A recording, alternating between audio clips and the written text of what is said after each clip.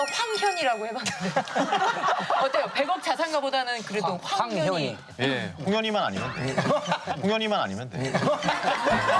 부동산 성공 후에 또 주식으로 부의 사다리에 한 칸 더 올라서셨다. 근데 어느 날 한 투자자를 만났는데 그런 이야기를 하시더라고요. 부동산 투자하면 굉장히 환급성이 떨어진다. 맞아요. 예, 그리고 주식 투자하시는 분은 그렇죠. 돈의 환급성이 굉장히 좋기 때문에 얘기를 들어보니까 굉장히 맞는 말 같아가지고 이번에도 역시 그냥 한번 책을 한번 파보자.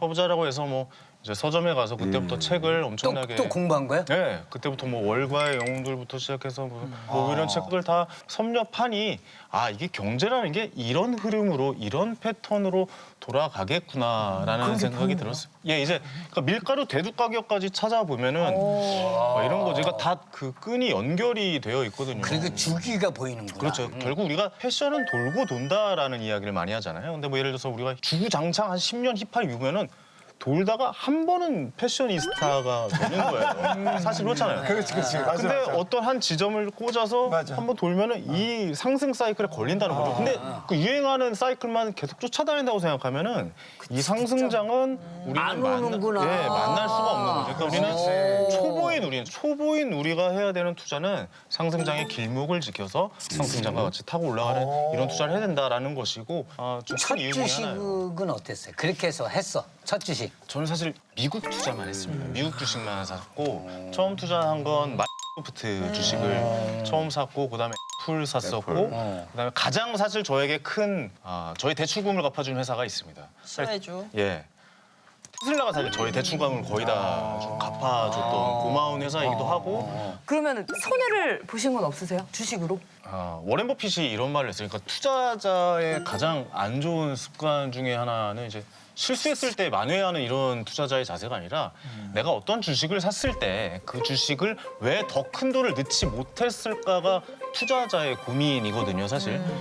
투자자의 고민이거든요, 사실. 사실 그래서 솔직히 말씀드리면 좀 아직 계속 이 라디오스타를 하면서 걱정 중에 하나가 재수 없으면 어떻게 하지라는 생각을 아니 계속해요. 재수는 애전력이 없고 지금 이거는 애전역에. 왜냐면 정보가 너무 좋아. 정보가 너무 좋아. 원래 내가 재수가 없으니까. 이게 오늘 각 전문가 대가들에게 예. 듣는 얘기예요. 예. 그럼요. 예. 그럼 사실 솔직히 말씀드리면 사실 주식으로 마이너스 난 적은 단 한 번도 없습니다. 그러니까 안타까운 건 그거죠. 저 주식에 나는 왜 더 공부를 하지 못해서 더 큰 확신을 갖지 못했는가. 더 어젯밤에도 나는 왜 10%가 마이너스일 때 왜 더 큰 돈을 놓지 못했는가. 왜 나는 더 확신을 갖지 못했는가. 이런 고민들과 매일매일 싸우는 게 그 작업이거든요. 공부해서 시간을 투자해서 확신을 가져야 된다. 그런 말씀을 좀 드려야 됩니다. 자, 개그계 워렌 버핏 황현희 씨. 점점 나중에 어떤 수치가 나올까? 돌려보기 상당한데. 더 이상 뭐가 있어요? 예. 황현희 씨가 하다하다 억소리 나는 출연료로 유재석 씨까지 눌렀다. 좀 해명이 필요하죠. 이거 좀 말씀드리겠습니다. 그거 제가 연예계 출연료 1위입니다. 진짜? 진짜요? 모든 연예인. 해요? 최소한 예능에서. 진짜? 예, 제가 최소한 예능에서 출연료가 거의 1위인데 얼마 전에 제가 그래서 또 개그하네. 진짜 어떻게 풀어나갈지 나 궁금한데. 들어보자고. 들어보시죠. 예. 일단 저도 이제 뭐 커뮤니티를 보고 있는데 뭐 이제 연예인들 그 몸값이 나오는 거예요. 검색을 하다 보니까 5위부터 나오는 거예요. 5위 막 전현무, 4위가 이경규 선배, 3위는 강호동 선배 얼마.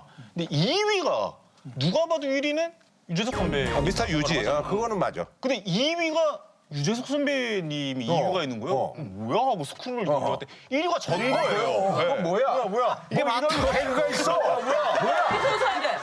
보면서 꿈인가 하고 봤어요. 이게 뭐야 이게 왜 내가 왜 했어? 근데 제가 회당 출연료가 1억 8천이라고 돼 있는 거예요. 뭐야 하고 봤더니 2018년도에 채널 A에서 했던 무슨 비트코인에 관련된 프로그램을 제가 했었는데 그 비트코인에 관련된 프로그램에 제가 출연료를 이 비트코인을 받은 거죠. 그랬어? 출연료를 이 비트코인을 받은 거예요. 근데 그때 당시에는 이제 1 비트코인당 100만 원이었고 이제 그 이후로 시간이 지나면서 2020년대 초반이 오니까 그 출연료가 1억 8천. 그러니까 누군가가 그걸 보고 황현희 출연료 회당 최고 1억 8천 이렇게 올린 거죠. 그분 아주 예능적인 구성력이 아주 뛰어난 분이네. 잘 짰더라고요. 예. 여기서 투자하는 사람 한 발짝 더 들어가야 된다는 거예요. 여기다 현미경을 들이대야 되는 거죠. 그럼 과연 비트코인은 무엇인가? 라는 공부를 그때부터 시작을 했던 거였어요. 비트코인이 뭔데 이렇게 가치가 일어나지? 또 공부했구나. 예, 저는 그때부터 매달 있어도 되는 돈, 없어도 되는 돈을 그냥 매달 사고 있어요. 오르든 떨어지든 그냥 저만의 펀드를 만들어서 계속해서 돌리고 있는 건데 그 오해하시는 분들 계신데 저는 단 한 번도 코인으로 돈을 벌어본 적이 없어요. 왜냐면 가격 투자하는구나. 팔질 않았으니까요. 매매를 하지 않습니다. 계속 보유입니다. 그러니까 우리가 이런 지점들을 한번 좀 자세하게 신년을 맞아서 좀 생각해야 되는 부분이다. 황현희 씨에게 또 묻고 싶은데 요즘에 국내 경기가 많이 침체되어 있잖아요. 이럴 때도 황현희 씨 투자는 계속 진행 중입니까? 아, 그럼요. 사실 투자는 침체일 때 하는 게 맞다라고 생각을 하거든요. 그러니까 굉장히 좀 신중하게 접근을 해야 돼요. 저는 굉장히 좀 보수적이거든요. 이런 투자의 관념에 있어서 계속 오랫동안 지켜봤다가 그 시작점이 언제인가에 대해서 같이 이야기 나누고 항상 그래서 뭐 전세현 씨 말씀하신 것처럼 진선해. 아, 진짜 죄송합니다. 전지현 씨. 아니 경제를 그렇게 잘하면 진짜 이름을 자꾸 못 외워요. 죄송해요. 왜냐면 전세 이런 거에 관심이 많아. 전세 매매. 월세현 씨 안 한 게 어디예요? 전세현 씨야? 아이고. 그 이제 주식이라는 거는 어떤 회사랑 엮이면서 어떤 회사가 이제 치고 올라오느냐 이런 게 상하가 있기 때문에 그런 회사가 뭐부터 엮일까에 대한 생각을 미리 미리 하는 게 좋다. 준비하셔야 된다. 왜냐면 우리 미래 아이들은 AI 시대를 살아야 되죠. 여기를 생각을 해보셔야 되는 거예요. 이제 우리가 열려 있는 생각을 해서 과연 AI와 어떤 산업이 엮여야 되는 것이냐에 대해서 생각을 해봐야 되죠. 그래서 저는 이 연관된 회사를 제 방 화이트보드에 한 60개 기업을 적어놨거든요. 저는 이 중에서 AI 기들은 기술을 갖고 있는 몇 개 안 되는 회사에 집중될 수밖에 없다라고 생각을 하기 때문에 하나씩 하나씩 지워나가는 공부를 저도 스스로 하고 있는 거예요. 근데 이런 공부를 한 번씩 뇌피셜을 한번 보면서 야 과연 어떤 산업이랑 엮일까? AI랑 불교랑 엮이면 어떨까? 앞으로의 신성모독 아니에요? 지금 근데 거의 신성모독 아니에요? 일본에는 AI 부처님이 있어요. 부처님이요? 네, 일본에는 관세음보살님을 AI를 접목을 해가지고 오면은 연부를 해주거나 그게 이제 왜 그러냐면 이제 인간 본연에 대한 존재에 대한 가치가 많이 가서 오히려 AI 시대가 오면은 인간은 뭔가 그 AI의 기준을 뭐로 잡지 그래서 오히려 더 많이 연구를 하죠.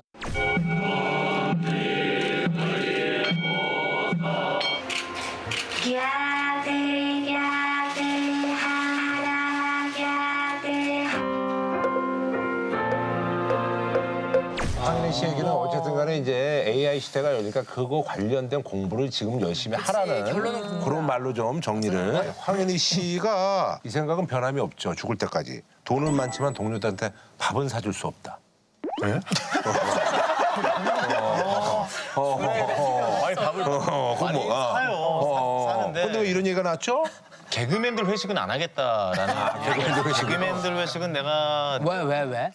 세훈 씨나 장도연 씨가 할 때인가 아닌지 모르겠는데 제가 2009년도인가 제가 1대백에서 우승을 했어요. 그래서 상금을 5천만 원 야, 탔다라는 이것도 게 뭐 달려들지. 네. 1대백 팀의 회식을 일단 한번 그것도 해줘야 되고. 했었어요. 무조건 해야죠. 네, 그래서 즐겁게 밥을 먹고 아유 황희연 씨 축하해요 막 이렇게 해서 끝내고 아 이번 주 그러면 개국 콘서트 팀 회식을 한번 해야 되는데 아니 이 많은 인원이 어딜 가야 될지 모르겠는 거예요. 그래서 한 100명이 가까이 되는 거예요. 네. 맞죠. 그때 당시 더 많았죠. 그래서 제가 김대희 선배님한테 상의를 드렸어요. 그 수전노 계열 아니야 또. 아 그러니까요. 수전노 계열 아니야. 그때까지 몰랐어요. 대희 형이 좋은 아이디어가 있다고 밑에 거기가 원래는 그냥 고깃집인데 연말에 회식을 위해서 고기 뷔페를 한다라는 거예요. 그래서 근데 그냥 고기 뷔페가 아니에요. 소고기 뷔페라는 거예요. 그래서 이 정도면 요거 안 먹지 않을까? 그래서 소고기니까. 대희 형이 딱 얘기를 하신 거예요. 그래서 자 여러분들 오늘 회식 자리는 여기로 하겠습니다라고 잡았던 거죠. 근데 저희가 붙이잖아요. 대자보 같이. 자, 오늘 황현희 씨 뭐 1대회 우승해서 뷔페 쏘겠습니다. 이제 그때부터 소리가 나오기 시작하는 거죠. 야, 고기 뷔페래. 이게 나오기 시작하고 고기 뷔페래. 고기는 사는데 저렴한 걸로 했다. 그렇죠. 얘 좀 머리 썼다, 황현희. 아, 이거 가만 놔두면 안 되겠다. 약간 이런 인식들이 기본적으로 깔려 있더라고요. 일단 가기 전부터 전쟁이에요. 나는 고기 뷔페에서 낙지볶음을 시켜 먹는 인간들 처음 봤어요. 보통 낙지볶음 안 시키는데 추가로 찰 수 있는 음식들이 또 있더라고요. 그러면서 저 메뉴 1번부터 10번까지 놔주세요가 시작이 된 거죠. 뭐 술 어떻게 하는 거야? 술도 당연히 시키세요. 라고 근데 그 말을 기다렸던 거죠. 소주, 맥주가 있을 거 아니에요. 근데 갑자기 저쪽에서 복분자 주세요가 나온 거예요. 거기서 할 수 있는 최고의 행태 아니야, 그게. 복분자가 5박스가 들어오기 시작해서 한 700 나왔어요. 아, 많이 나왔네. 그때 당시에. 근데 그리고 나서 그 이유가 잘 먹었어요. 너무 고마워요. 이러면 되는데 고기 뷔페 싸놓고 무슨 약간 이런 이제 느낌이 나가지고 그게 좀 속상하더라고요. 근데 네. 그렇게 얘기하면 개그맨 전체가 정말 배은망덕 그런 집단으로 비춰질 수 있으니까 그런가요? 일부 사람들 장난으로 네, 그런 거지. 일부 다 동기들. 고마워하지. 장난꾸러기들이. 장난꾸러기들이 많아. 자, 돈길만 걷는 황현희 씨. 부자의 하루는 우리 같은 사람.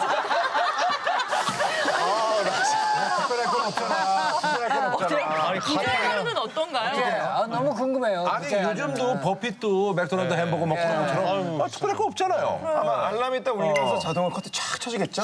일단 한 아침 7시 반에 이거 일찍 일어나게 돼요. 혹시 투자를 하면은 일찍 일어나서 나스닥의 흐름이나 뭐 S&P 500의 지수는 어떤 흐름을 보였는지에 대해서 일단 그게 네. 일이구나. 네. 그죠? 다 우리나라의 시장도 한번 예측해보고 밀가루가 뭐 배럴당 얼마. 밀가루 값을 참 좋아하셔. 네, 아니 이거 알아야 돼요. 아니 러시아 우크라이나 전쟁 있을 때 갑자기 보리값이 30% 이상 치솟았어요. 맞아요. 근데 저는 처음 알았거든요. 우크라이나에 보리가 전 세계 수확량의 30%를 차지하거든요. 그러니까 그런 식으로 다 연관이 돼 있다라고 해서 텅스텐 가격 막 이런 것도 봐요. 통스탄까지. 네, 뭐 이런 것도 다 살펴보고 한 1000개 정도 기사를 봐요.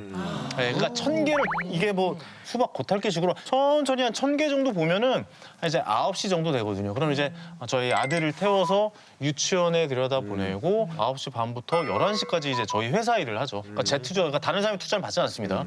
전 개인 투자자거든요. 제 돈만 투자를 해서 그 투자고의 흐름, 지난주에 이제 미국 주식 뭐 이렇게 어떻게 돌아가고 이런 걸 전체적으로 보고 그런 걸 다 하면 한 11시 반 정도 됩니다. 그러면 하루 일과가 끝이에요. 네. 그럼 뒤부터는 그냥 프리. 그 뒤부터는 자유시간이죠. 그 뒤부터는 이제 아내와 함께 자전거, 접는 자전거 둘이 사가지고 을지로로 떠납니다. 을지로 같은 데 가서 그 오래된 노포들 있잖아요. 맛집도 돌아다니면서 같이 할 수 있는 취미 활동을 좀 많이 하려고 해요. 아내랑. 또 주말에는 속초로 가서 또 아이와 함께 바다에서 같이 지내면서. 부자답게 산다. 속초에도 집이 있는 거죠? 주말 주택이 있죠. 네, 주말 주택도 아내와 상의해서 경매를 또 같이 도전을 하거든요. 그래서 아내 이제 다음 생일 선물은 오래 줄 거라는 이야기인데 보통 아내들은 그런 얘기 하잖아요. 무슨 뭐 명품 가방 뭐 이런 거 얘기하는데 월세가 한 100만 원 정도 나오는 오피스텔을 같이 경매를 받자라고 이야기를 했어요. 선물로. 아내 명의로 오피스텔을 경매로 받아보자가 올해 목표입니다. 그래서 14일 날 이제 입찰 서부지방법원으로 가거든요. 네. 같이 가요. 직장이죠. 그 이런 거 얘기하잖아요. 그럼 아내가 되게 재밌어요. 왜냐면 서로 이런 부부가 되면 그렇게 할 말이 많지 않잖아요. 예. 재혼하고 그러면 또 괜찮아. 아, 그래요? 대화하려고 재혼하긴 한데. 경험해 보지 않은 인생이라 뭐 드릴 말씀이. 저런 소소한 것들 같이 투자로서 또 그래. 공유하니까 이게 또 굉장히 좀 즐겁더라고요. 그래서 맞아. 이런 경제를 너무 어려워하지 마시고 이런 소소한 취미로 활용하셔도 좋은 대화의 장이다. 이렇게 좀 말씀드릴 수 있을 것 같아요. 예. 지금 이 서로의 마음을 잊고 있는 새로운 꿈을 만들어 또 다른 세계 찾아